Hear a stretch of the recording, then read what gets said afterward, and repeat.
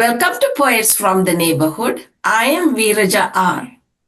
And I'm David M. Harris. We hope you'll enjoy the poems we'll be reading today, poems written by your friends and neighbors.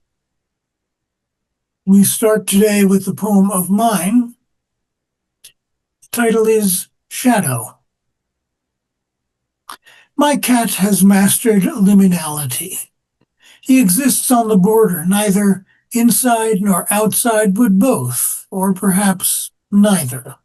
In the coldest weather, he wants to stand by an open door, contemplating a future in which he is free, self-reliant, and chilly.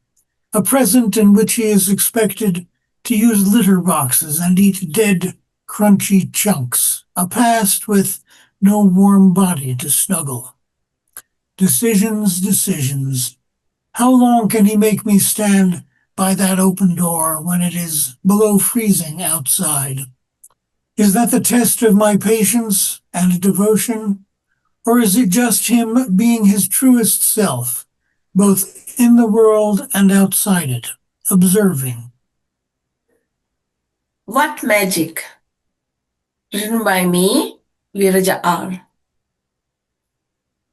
Just pull the tiny knob, twist it gently clockwise to set the time.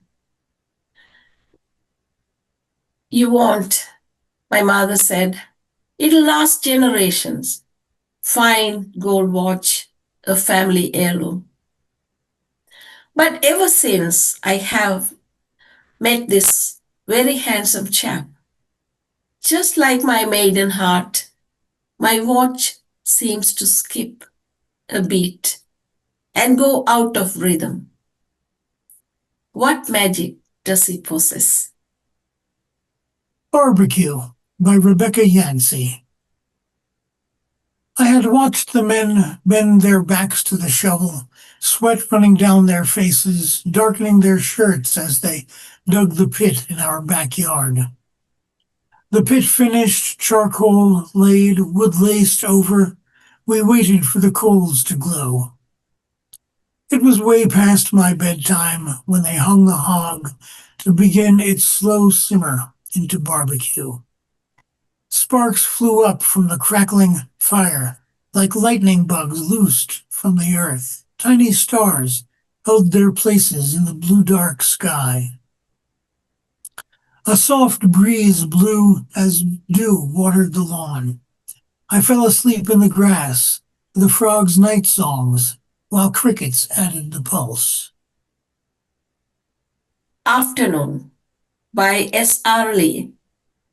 Napping in the sun instead of writing or dreaming or planning supper. 2 dogs on the wooden floor are warm. I am warm in my chair. The neighborhood is mostly quiet.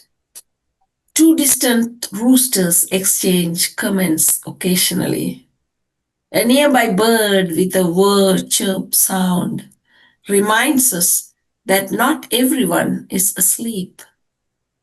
Otherwise, the wind, insects, frogs, neighbor boys sink into my somnolence, distanced by warm sun and clear blue sky. Another poem of mine. Where were you when? Miss Philippone was leading French 1 in an interesting but mostly theoretical discussion of Henry IV and his assassination. And there we were when the principal broke in on the PA system with the news. Someone had shot the president. Who? How? Why? We knew nothing about politics, not much about violence. We would learn. Back in New York, the dog and I came down from the mountain, and another hiker heading up asked if I had heard the news. 2 towers gone. The Pentagon hit. My brother-in-law worked in the Pentagon. Some of my students had family in or near the towers. The inconceivable was real. The world was a different place. Renee wanted to meet me for lunch. We were in love. Why would I say no? She had moved out from the loft she shared with her boyfriend, my best friend, and had moved on from me. The world was a different place. I would learn. The next poem, The Cairns, by Bill Brown. They're stacked beside the creek on a hidden gravel road. Patience and craft, the artful searching, seeing, chipping, shaping, mostly limestone, each rock, millions of years forming, fossilized, story filled, itself a cairn. The hours spent in rugged contemplation, water burble, wind in leaves, the forest sway, present for those who pass as the earth crumbles in time what human hands have made. I stack words to remember what words alone can't say. The tongue is an eye, a poet wrote, not just a choking muscle fumbling with age.